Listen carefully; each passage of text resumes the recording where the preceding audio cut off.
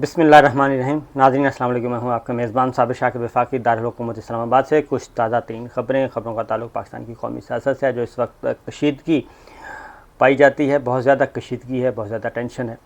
इसको डिफ्यूज़ कैसे किया जाए, आखिर वो कौन होंगे बड़े जो मिल बैठेंगे और इस सारी सूरत हाल को संभालेंगे। इसमें अब president of Pakistan doctor Arif Alvi साहब वो मैदान में उतरे हैं और उन्होंने ये फ़ैसला किया है। उनसे कुछ लोगों ने मुलाकातें की और फिर पाकिस्तान तहरीक इंसाफ़ यानी कि जो उनकी जमात है, प्राइम मिनिस्टर साबिक़ वज़ीर-ए-आज़म इमरान खान से भी उनकी बातचीत हुई और सारी सूरत हाल को रिव्यू किया गया। और उसमें अब डॉक्टर आरिफ अलवी साहब एक अहम रोल अदा करने जा रहे हैं और वो रोल क्या होगा और उसके नतीजे में क्या हो सकता है, ये मैं आपको बताता हूँ। वजह ये है कि जो सिचुएशन आपके सामने है सारी रिपीट करने की ज़रूरत नहीं है। इस सारी एपिसोड के नतीजे में साबिक़ वज़ीर-ए-आज़म इमरान खान और हमारी जो मिलिट्री लीडरशिप है इस वक्त मौजूदा, उनके दरमियान बराह रास्त अब राब्ता मुनक़ते है, राब्ता तात्तुल का शिकार है और बराह रास्त बातचीत अब उस तरह से नहीं है, जिसकी वजह से ज़्यादा ये जो है डेडलॉक कह लें और टेंशन जो कह लें, मिस कम्युनिकेशन की वजह से गलत फहमियाँ मज़ीद पैदा हो रही हैं। और इसको गलत फहमियों को कैसे दूर किया जाए और मामलात को आगे कैसे लेकर चला जाए, ये है वो इशू जिसकी तरफ मैं आपको बताऊंगा कि कुछ सोचा जा रहा है, कुछ बड़ों ने फ़ैसला किया है। ग्राउंड पे क्या है सूरत हाल। वज़ीर-ए-आज़म इमरान खान साबिक़ जो हो चुके हैं, उनके साथ एक और भी शख्सियत ने मुलाकात की। ये दूसरी मुलाकात है उनकी। बज़ाहिर तो वो लगता है कि जैसे कोई इशू नहीं है, लेकिन इन फैक्ट वो मुलाकात भी इसी बैकडोर चैनल का और बैकडोर जो डिप्लोमेसी कह लें आप, पस पर्दा, वो उसी का एक हिस्सा है कि किस तरीके से मामलात को संभाला जाए।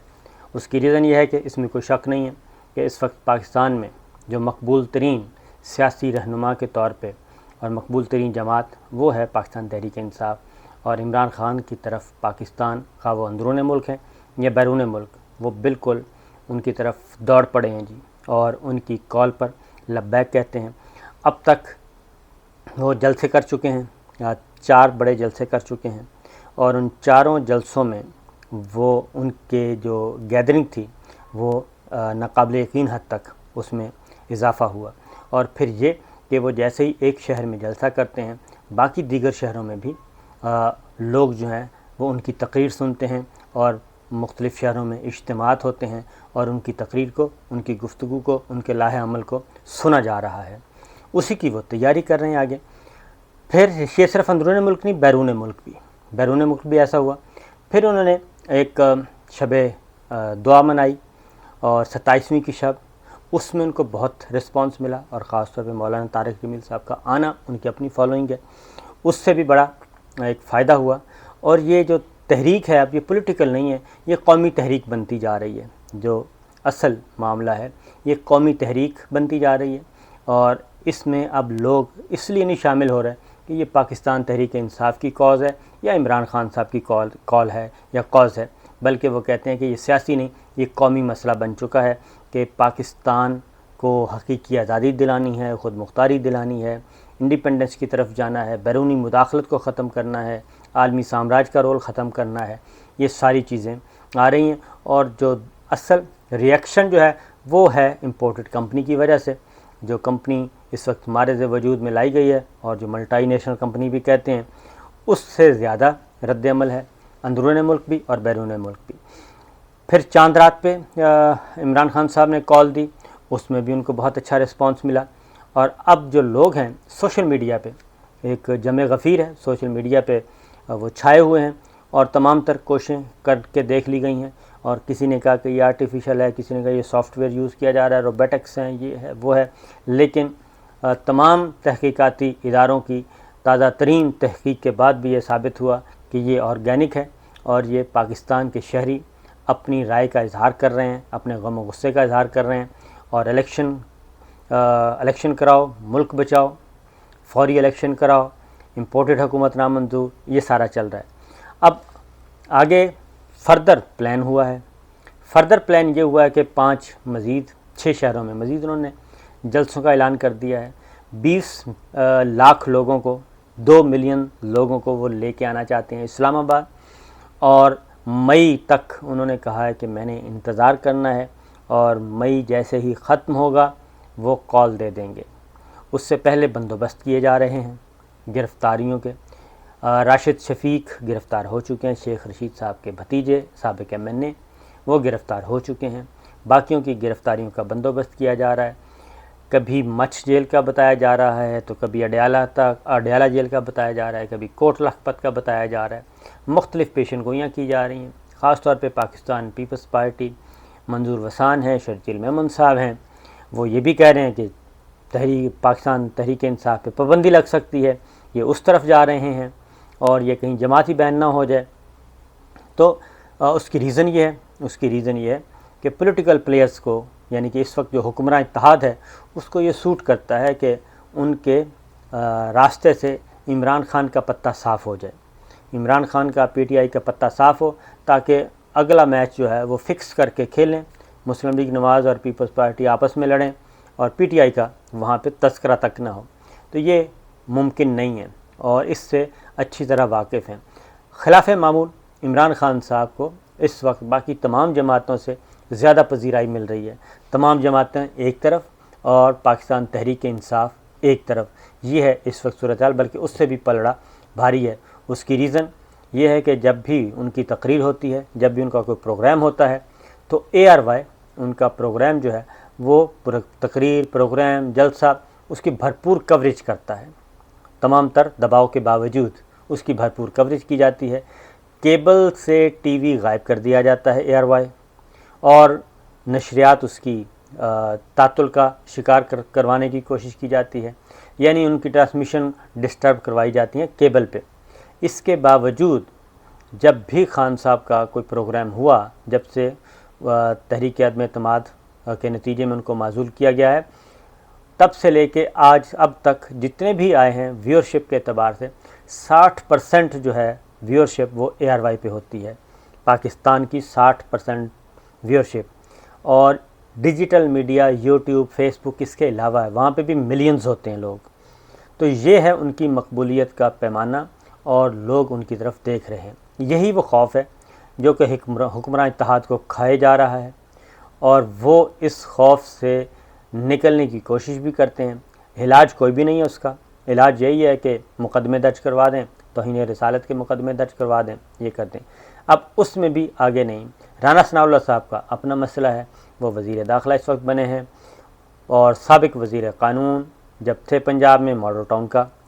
ثانیہ بھی انہی کے دور حکومت میں آیا, اور وہ بھی ایک کیا کہنا چاہیے, ایک خوفناک پس منظر ہے. تو اس میں وہ کہتے ہیں کہ میرے پہ جو ہیروئن کا کیس, منشیات کا کیس ڈالا گیا تھا, اس میں یہی لوگ شیخ رشید صاحب ہیں اور عمران خان صاحب ہیں, لہٰذا اس کا حساب میں نے لینا ہے.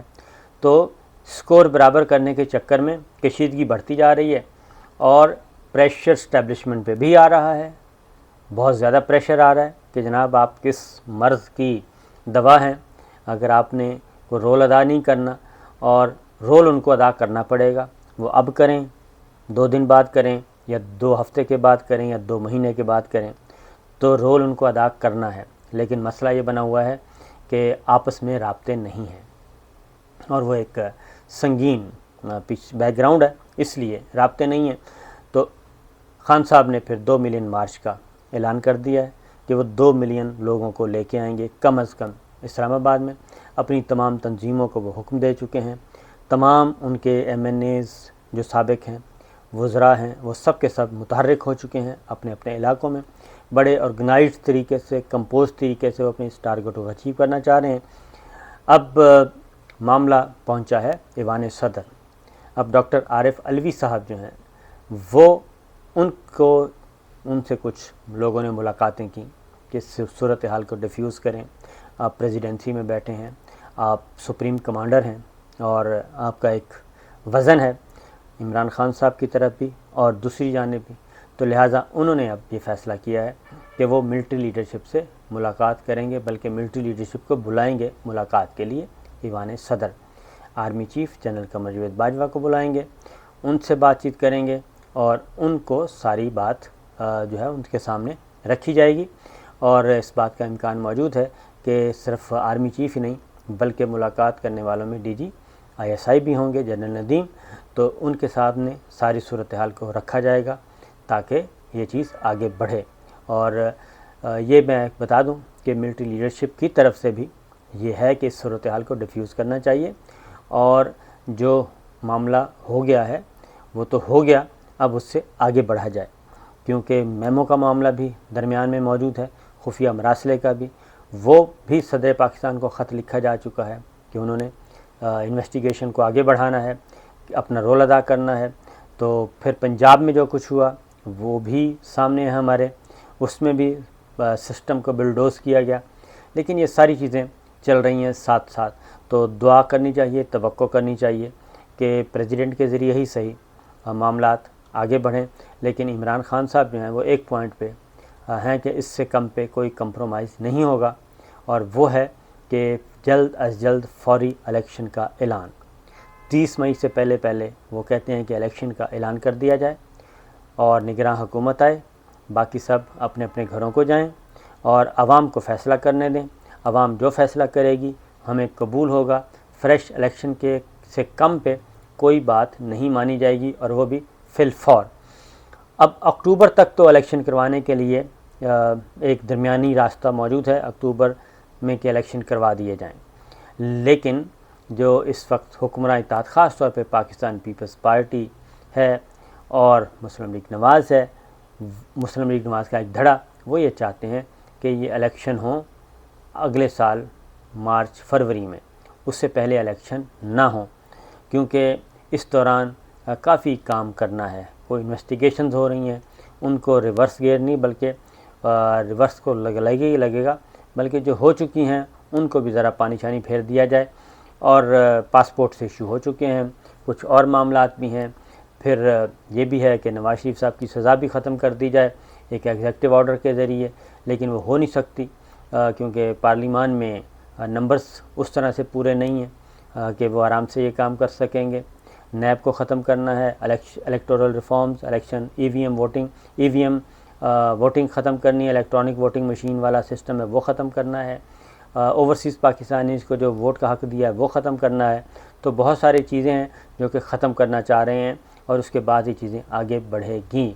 تو یہ ہے ایک اور پیغام بھی اس دوران جس کو لوگ غیر معمولی نہیں بلکہ معمولی سمجھ رہے ہیں، وہ یہ ہے کہ اعجاز الحق صاحب تحریک عدم اعتماد آنے کے بعد بھی مل چکے ہیں وزیر اعظم عمران خان سابق سے، اور دوسری جو ان کی ملاقات ہے اب دوبارہ ہوئی ہے بنی گالہ میں، تو اعجاز الحق صاحب جو ہیں وہ بھی اس بیک ڈور چینل کا حصہ ہیں، پس پردہ جو سفارتکاری چل رہی ہے اس کا حصہ ہیں، اور وہ کوشش کر رہے ہیں کہ معاملے کو بہتر، کس کا پیغام لے کے گئے اور کیوں لے کے گئے یہ وہ خود بتائیں گے، لیکن بہرحال وہ پیغام ہی تھا۔